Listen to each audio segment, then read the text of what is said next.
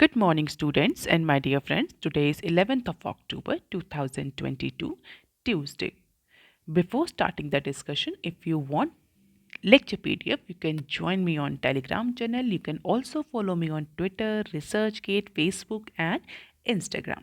और इसी Twitter channel पर आपको इकोनॉमिक टाइम्स, मिंट्स और बिजनेस स्टैंडर्ड की हेडलाइंस की पीडीएफ भी सेपरेटली मिल जाएगी।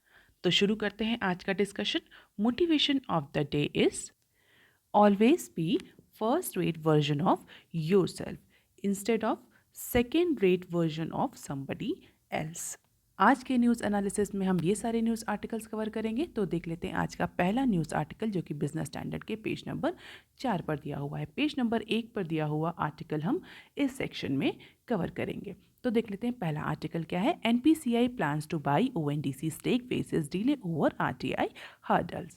NPCI stands for national payment corporation of India, जिसको हम शॉर्ट फॉर्म में एनपीसीआई बोलते हैं, हम सभी को पता है। और ओएनडीसी के बारे में भी हम कई बार डिस्कस कर चुके हैं, that is open network for digital commerce. तो इंडिया में लोकल वेंडर को डिजिटल सर्विसेज प्रोवाइड करने के लिए गवर्नमेंट ऑफ इंडिया ने ये ओएनडीसी प्लेटफॉर्म लॉन्च किया था। This platform is based on open source, इसीलिए इसको बोलते हैं open network for digital commerce. तो जब ओएनडीसी लॉन्च हुआ था तो उस समय ये प्लान किया गया था कि national payment corporation of India NPCI ONDC में अपना कुछ स्टेक एक्वायर कर लेगा, जो कि गवर्नमेंट बैक इनिशिएटिव है। तो इस पर्टिकुलर इनिशिएटिव में NPCI will acquire certain amount of stake, और इस स्टेक को एक्वायर करते हुए जो एनपीसीआई है वो ओएनडीसी नेटवर्क का जो पेमेंट प्लेटफॉर्म है, सेटलमेंट आर्किटेक्चर है, उसको डेवलप करेगा। तो बेसिकली एनपीसीआई जो था वो ओएनडीसी के लिए पेमेंट एग्रीगेटर की तरह या पेमेंट और सेटलमेंट आर्किटेक्चर प्रोवाइडर की तरह काम करना चाहता था, और इसीलिए एनपीसीआई का इंटरेस्ट था कि वो ओएनडीसी में एक सिग्निफिकेंट अमाउंट का स्टेक एक्वायर करे। और अप्रॉक्सीमेटली 10% के एक्विजिशन को लेकर के प्रपोजल था कि एनपीसीआई को ओएनडीसी में 10% का एक्विजिशन, ये 10% का स्टेक एक्विजिशन दिया जाएगा। लेकिन जो ये प्लानिंग थी ये बैंकिंग रेगुलेटर के कुछ कंसर्न की वजह से डिले हो सकती है या पोस्टपोन हो सकती है, क्योंकि रिजर्व बैंक ऑफ इंडिया ने इस एक्विजिशन को लेकर के कुछ कंसर्न रेज किए हैं। रिजर्व बैंक ऑफ इंडिया के अकॉर्डिंग दिस एक्विजिशन और this joint venture is basically a potential conflict of interest, क्योंकि बहुत सारे अगर हम देखें एनपीसीआई सिर्फ ओएनडीसी के लिए ही सेटलमेंट आर्किटेक्चर, पेमेंट आर्किटेक्चर नहीं प्रोवाइड करना चाहिए। अगर हम देखें तो जितने भी यूपीआई इंडिया में हैं उन सभी के को एनपीसीआई से ही सपोर्ट मिलता है, जो कि डिफरेंट पेमेंट एग्रीगेटर कंपनीज को यूपीआई के थ्रू सेटलमेंट आर्किटेक्चर प्रोवाइड करता है। और ओएनडीसी एक ऐसा प्लेटफॉर्म होगा जहाँ पर अप्रॉक्सीमेटली इंडिया के सारी ई कॉमर्स कंपनीज, छोटे छोटे वेंडर्स अपने सर्विसेज, अपने गुड्स प्रोवाइड करेंगे। तो डिफरेंट यूपीआईज भी, डिफरेंट पेमेंट एग्रीगेटर कंपनीज भी उसमें पेमेंट प्रोसेसिंग का काम करेंगे। तो रिजर्व बैंक ऑफ इंडिया को यह लग रहा है कि अगर एनपीसीआई ओएनडीसी में एक पार्टनर की तरह काम करता है तो this partnership may be the potential conflict of interest in future, क्योंकि अगर पेमेंट से रिलेटेड कोई भी इशू आता है ओएनडीसी में, अगर कोई अदर पेमेंट कंपनी में भी, पेटीएम में भी, जीपे से रिलेटेड कोई भी इशू, कोई भी कंप्लेन आती है ओएनडीसी में और एनपीसीआई को उसको सॉल्व करना होगा, तो NPCI is one of the significant, may be one of the significant stakeholder at that time. तो हो सकता है कि जो कंज्यूमर है, इवेंचुअल कंज्यूमर है, उसका इंटरेस्ट कहीं से हॉल्ट हो। इसीलिए रिजर्व बैंक ऑफ इंडिया ने बोला है कि उसको और ज़्यादा टाइम चाहिए कि वो इस पर्टिकुलर एक्विजिशन को स्टडी कर पाए, जहाँ पर जो कॉन्फ्लिक्ट ऑफ इंटरेस्ट का मैटर अराइज हो रहा है उसको और डिटेल में स्टडी किया जा सके। इसके बाद ही जो बैंकिंग रेगुलेटर है वो अप्रूवल दे सकता है इस एक्विजिशन के लिए, क्योंकि आरबीआई का मानना है कि जैसे ही एनपीसीआई ओएनडीसी में इन्वेस्ट करेगा वैसे ही एनपीसीआई एक न्यूट्रल पार्टी की तरह काम करना बंद कर देगा, क्योंकि ये ओएनडीसी का एक सिग्निफिकेंट स्टेक होल्डर हो जाएगा। तो ओएनडीसी के ही फेवर में काम करेगा। तो पेमेंट और सिक्योरिटी और प्राइवेसी रिलेटेड कोई भी इशूज़ आते हैं तो उसमें NPCI as a neutral party काम नहीं कर पाएगा और प्रोबेबली वो ओएनडीसी को फेवर करे इन सारे इशूज़ पर। तो there may be the interest conflict in future, and that is why RBI wants to understand how NPCI will act as an independent party even after this acquisition of 10% in ONDC. तो कैसे NPCI neutral रह पाएगा अगर वो ONDC में 10% का stake acquire करता है, क्योंकि अगर NPCI को देखें, जैसे हम डिस्कस कर चुके हैं कि इलेक्ट्रॉनिक रिटेल पेमेंट इंफ्रास्ट्रक्चर जो इंडिया में है, most of the payment aggregator companies के लिए वो NPCI ही रन करता है। अगर हम चाहे रुपे देख लें, चाहे UPI देख लें, चाहे IMPS देख लें, ये सारी सर्विसेज जो है वो NPCI के थ्रू ही प्रोवाइड होती हैं। तो कैसे NPCI एक न्यूट्रल पार्टी की तरह काम कर पाएगा if it acquire a significant stake in ONDC। तो लेट अस सी कि इस रेगुलेटरी वेंचर को अप्रूवल मिलता है RBI के थ्रू या नहीं। अब देख लेते हैं article number 2 that is given on page number 5 of business standard. Taxes में हेल्प कर्ब फिस्कल डेफिसिट। पिछले 2-3 न्यूज़ एनालिसिस में हमने डिस्कस किया है कि सेंट्रल गवर्नमेंट का जो टैक्स कलेक्शन है, रेवेन्यू कलेक्शन है, वो इंक्रीज़ हुआ। डायरेक्ट और इनडायरेक्ट टैक्सेस दोनों के कलेक्शन में इंक्रीज़ देखने को मिल रहा है पिछले साल के कंपैरिजन में। इवन डायरेक्ट टैक्स में तो अप्रॉक्सीमेटली 52% का इंक्रीज़ देखने को मिला है, चाहे वो पर्सनल इनकम टैक्स हो, चाहे वो कॉर्पोरेशन टैक्स हो। तो दोनों ही सेक्शन में डायरेक्ट टैक्सेस में और GST कलेक्शन जो है वो एग्जाम्पलरी हो रहा है। और एनालिस्ट का ये कहना है कि अगर इसी तरीके से इस फाइनेंशियल ईयर में टैक्स कलेक्शन इंप्रूव होता है तो डेफिनेटली जो रिवेन्यू कलेक्शन है, जो टैक्स कलेक्शन है, गवर्नमेंट को फिस्कल डेफिसिट जो 6.4% का फिस्कल डेफिसिट का टारगेट है उसको अचीव करने में गवर्नमेंट को सपोर्ट करेगा, हेल्प करेगा। हालांकि फर्टिलाइज़र इंक्रीजिंग फूड और फर्टिलाइज़र सब्सिडी को देखते हुए भी एनालिस्ट ये मान रहे हैं कि जिस सिग्निफिकेंट अमाउंट में टैक्स कलेक्शन बढ़ रहा है, इसके बावजूद भी टैक्स कलेक्शन फूड और फर्टिलाइज़र सब्सिडी जो इंक्रीज हो रही है उसको एब्जॉर्ब कर पाएगा।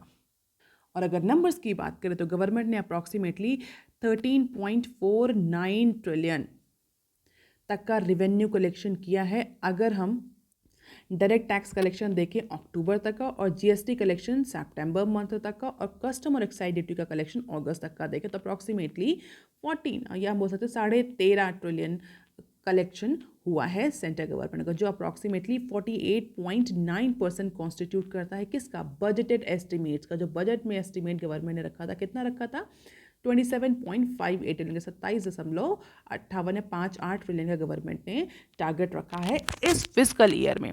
तो उसका 48%, अप्रॉक्सीमेटली 49% का कलेक्शन इस ड्यूरेशन में सितंबर, अक्टूबर और अगस्त के पीरियड में for GST, for direct tax collection और for August for custom and excise duty.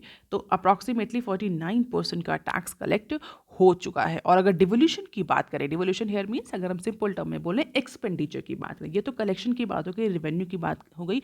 अगर एक्सपेंडिचर की बात करें तो सितंबर तक जो सेंट्रल गवर्नमेंट है वो स्टेट गवर्नमेंट अप्रॉक्सीमेटली 3.76 ट्रिलियन जो है वो डिवोल्यूट कर चुका है, दे चुका है, डिसबर्स कर चुका है for the month of September or till the month of September period. In August, government has doubled the devolution, approximately 1.7 trillion as compared to the July period.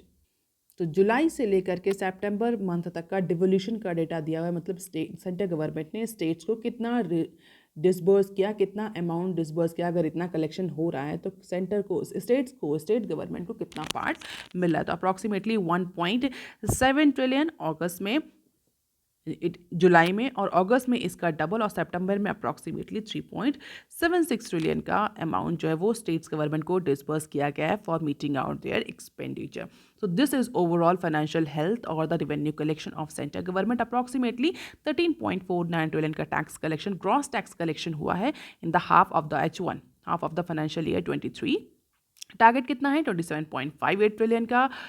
Total कितना कलेक्शन हो चुका है अप्रॉक्सीमेटली टारगेटेड का, 48.9% targeted amount का collect हो चुका है, जिसमें से 3.76 ट्रिलियन जो है स्टेट्स को फर्स्ट हाफ में दिया जा चुका है, उनको डिसबर्स्ड किया जा चुका है। और मंथ वाइज हमने डिस्कस कर लिया, 1.7 ट्रिलियन दिया गया था अगस्त में, जुलाई में, और अगस्त में इसका डबल दिया गया था, और सितंबर तक अप्रॉक्सीमेटली 3.76 ट्रिलियन जो है वो स्टेट्स को डिसबर्स किया जा चुका है।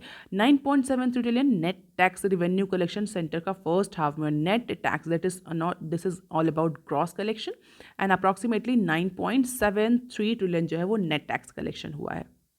टारगेट कितना रखा है अप्रॉक्सीमेटली गवर्नमेंट ने नेट टैक्स कलेक्शन का? नेट टैक्स रिवेन्यू का टारगेट जो गवर्नमेंट ने रखा 19.35 का टारगेट रखा है, जिसमें से फर्स्ट हाफ में we have government has approximately collected the 9.73। तो ये डेटा कहीं ना कहीं इंडिकेट कर रहा है कि जो सेंट्रल गवर्नमेंट है उसका रिवेन्यू कलेक्शन जो है वो रोबस्ट रहा है, और अगर यही रिवेन्यू कलेक्शन रहा आगे आने वाले H2 तक, तो गवर्नमेंट को अपने जो एक्सपेंसेस हैं, स्पेशली फूड, फर्टिलाइजर, सब्सिडी और एक्साइज ड्यूटी के जो एक्सपेंसेस है उसको मीट आउट करने में हेल्प मिलेगी। अब देख लेते हैं article number 3 that is given on page number 6 of business standard. RBI move corporate flow save rupee from fresh low. So after plunging a new low against the dollar in the early hours of the Monday, Indian rupee has registered a smart recovery।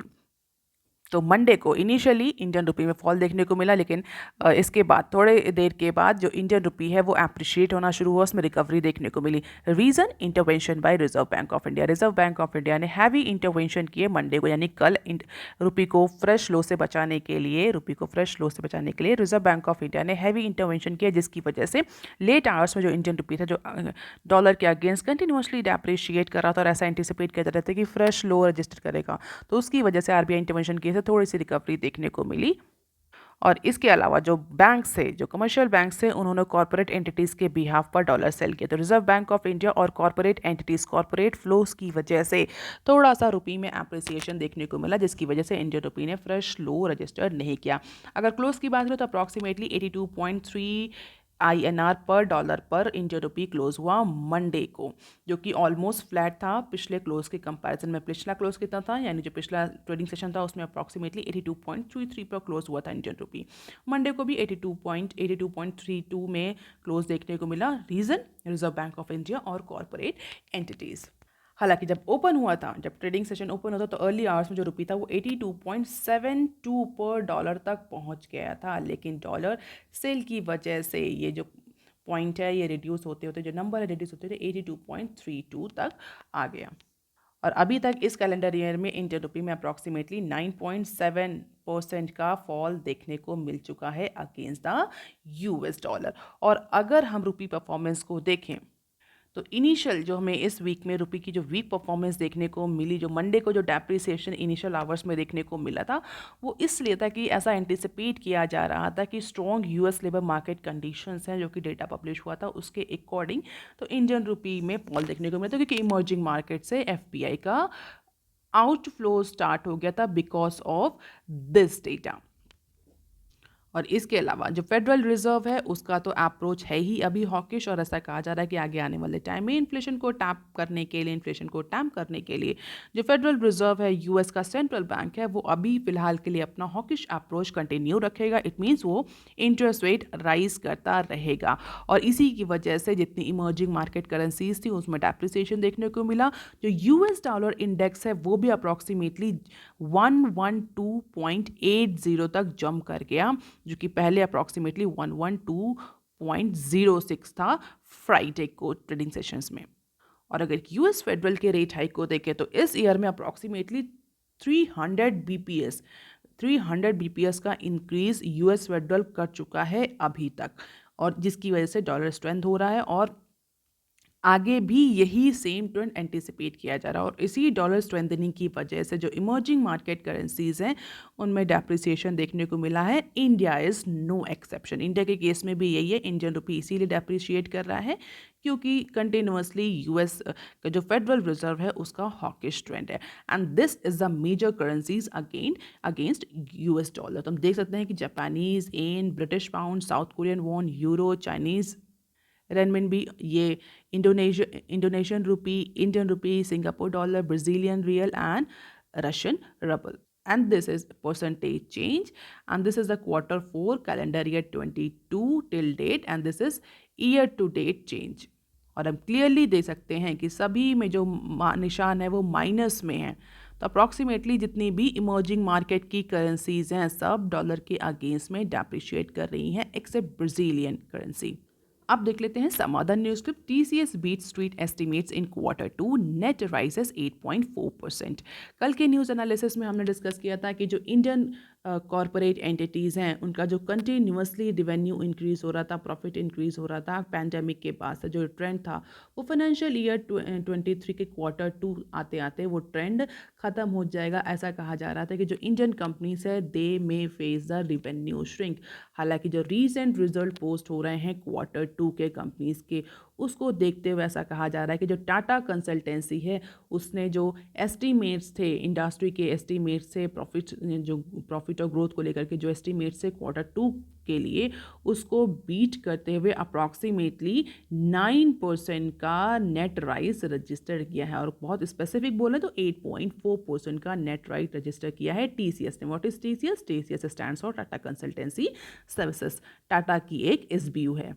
और इसका reason कि Q2 में जबकि जो other companies हैं, other corporate entities हैं, उनका profit shrink कर रहा है, टीसीएस का प्रॉफिट क्यों इंक्रीज हो रहा है, टीसीएस का रेवेन्यू क्यों इंक्रीज हो रहा है? Because of the strong demand for its services. तो TCS has reported the net profit of approximately 10K crore which was rise of approximately 8.4% year-on-year basis and 10% sequentially। 10% means Q1 के comparison में। अब देख लेते हैं next clip. India lost out more than world in forecast revision. तो जिसके बाद pandemic के बाद रशिया यूक्रेन क्राइसिस आई और इस रशिया यूक्रेन क्राइसिस के ड्यूरेशन में जितनी भी इकोनॉमीज़ थी वो इम्पैक्ट हुई और इसी की वजह से जो भी रेटिंग एजेंसीज थी, ब्रोकरेज हाउसेस थे, उन्होंने जो जीडीपी के प्रोजेक्शंस किए थे इकोनॉमीज़ के, वो सारे प्रोजेक्शंस रिवाइज के। Number of rating agencies, domestic banks and groups have actually pared their forecast for India's economic growth. और केवल इंडिया के लिए ही ये नहीं हुआ है, सारी जो मेजर इकोनॉमीज जिनके लिए प्रोजेक्शंस किए जाते हैं उन सब के प्रोजेक्शंस रिवाइज किए हैं मल्टीलैटरल एजेंसीज ने, रेटिंग एजेंसीज ने, डोमेस्टिक बैंक्स ने और डिफरेंट फाइनेंशियल ग्रुप्स ने। लेकिन अगर हम इन सब के रिवीजन को देखें तो ऐसा एनालिसिस में निकल कर आता है कि जो इंडिया का रिवीजन है वो सबसे ज़्यादा डिक्लाइन हुआ है, इंडिया ने सबसे ज़्यादा लॉस्ट आउट किया है, सबसे ज़्यादा निगेटिव जो रिवीजन हुआ है वो इंडिया के केस में हुआ in comparison to the other countries. और most of the rating agencies, चाहे वो फिच हो, एसएनपी हो, चाहे वो वर्ल्ड बैंक हो, डब्ल्यूटीओ, सब ने इंडिया की जो ग्रोथ फोरकास्ट है वो डिक्लाइन करी है, रिवाइज करी है, स्लैश डाउन करी है। और इंटरनेशनल मॉनेटरी फंड आईएमएफ भी अपनी वर्ल्ड इकोनॉमिक आउटलुक की रिपोर्ट आज पब्लिश करने वाला है और उसमें क्लियर इंडिकेशन यही है कि इंडिया के लिए भी वो स्लैश डाउन करेगा इकोनॉमिक ग्रोथ के प्रॉस्पेक्ट्स को, रिटेन भी नहीं करेगा। 100% ऐसा कहा जा रहा है कि स्लैश डाउन ही देखने को मिलेगा। और अगर हम इंडिया की परफॉर्मेंस को देखें तो India was the worst performer among its peers if forecast revision for 2020 are consider. तो जो फोरकास्ट रिविजन्स अगर हम देखें डिफरेंट एजेंसीज के और उसको कंपेयर करें इंडिया के अदर जो काउंटर पार्ट कंट्रीज़ हैं, अदर जो इमर्जिंग मार्केट कंट्रीज़ हैं उनसे, तो इंडिया ने सबसे ख़राब परफॉर्मेंस दी है। इंडिया में के केस में सबसे ज़्यादा डेक्लाइन, सबसे ज़्यादा स्लैश डाउन देखने को मिला है प्रोजेक्शंस में by these rating agencies. So this is the decline in GDP growth forecast for 2022 between Jan and July. तो वर्ल्ड आउटपुट कितना रहेगा, एडवांस इकोनॉमीज का कितना रहेगा और डेवलपिंग नेशंस ईएम का कितना एवरेज है, और ये इंडिया का प्रोजेक्शन है। तो इंडिया में सबसे ज़्यादा, इंडिया केस में सबसे ज़्यादा डेक्लाइन देखने को मिला है, 1.6% का एवरेज डेक्लाइन देखने को मिला है जीडीपी ग्रोथ फोरकास्ट में लेकर, जबकि वर्ल्ड आउटपुट 1.2, जो एडवांस इकोनॉमीज है उन्हें 1.4% का अप्रॉक्सीमेटली एवरेज डिक्लाइन किया गया है by all other rating agencies और द बैंक्स और द ग्रुप्स, और जो अदर डेवलपिंग इमर्जिंग मार्केट्स हैं उनमें 1.2% का। तो कहीं ना कहीं ये इंडिकेशन है कि इंडिया के केस में जो जीडीपी फोरकास्ट पहले किया गया था वो शायद ऑप्टिमिस्टिक था, उसमें बहुत सारे फैक्टर्स को कंसीडर नहीं किया गया था, लेकिन रिविजन के बाद वो करेक्शंस किए गए and that is why this decline or slash down is actually showing maximum in case of India. Even IMF had also revised India's forecast from 1.6 percentage point from 9% in the January to 7.4% in the month of July. तो पहले 9% forecast IMF ने किया था, उसको जुलाई में reduce करके 7.4 कर दिया था, और अब कहा जा रहा है कि जो अब वर्ल्ड आउटलुक की रिपोर्ट आने वाली है उसमें और ज़्यादा स्लैश डाउन देखने को मिलेगा। और यही same date Fitch, World Bank, SNP सब के केस में यही ट्रेंड देखने को मिल रहा है। अब देख लेते हैं next clip. West didn't supply arms, Russia help Jaishankar. तो रिसेंटली एक जॉइंट प्रेस मीटिंग हुई थी ऑस्ट्रेलियन काउंटर पार्ट के साथ। हमारे जो एक्सटर्नल अफेयर मिनिस्टर हैं मिस्टर जयशंकर, उन्होंने इस पर्टिकुलर जॉइंट प्रेस मीटिंग में इंडिया और रशिया के जो लॉन्ग स्टैंडिंग रिलेशनशिप है उसके बारे में अपने पॉइंट ऑफ व्यू दिए और उसको अप्रिशिएट किया और ये कहा कि इंडिया और रशिया के बीच में लॉन्ग स्टैंडिंग रिलेशनशिप रही है हमेशा से। ऐसे टाइम में जब वेस्टर्न कंट्रीज़ ने इंडिया को आर्म्स एंड एमिनेशन सप्लाई करने से मना कर दिया था, उस समय रशिया ने इंडिया की हेल्प करी थी।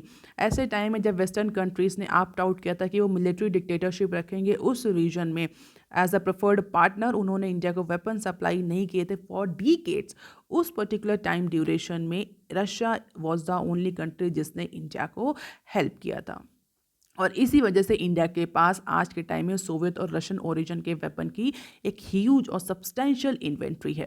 और जो इन्वेंट्री ग्रो अप हुई है इसका रीज़न है बहुत सारे, क्योंकि जिस समय वेस्टर्न कंट्रीज़ अपने आप को मिलिट्री डिक्टेटरशिप के लिए तैयार कर रहे थे उस समय रशिया ने इंडिया को हेल्प करी थी for defence purpose, for security reasons. और उस ड्यूरेशन में जबकि वेस्टर्न कंट्रीज इंडिया को सप्लाई करने से ज़्यादा पाकिस्तान को सप्लाई करने के लिए प्रेफरेंस दे रहे थे, उस पर्टिकुलर क्रूशल ड्यूरेशन में Russia was the close ally of India.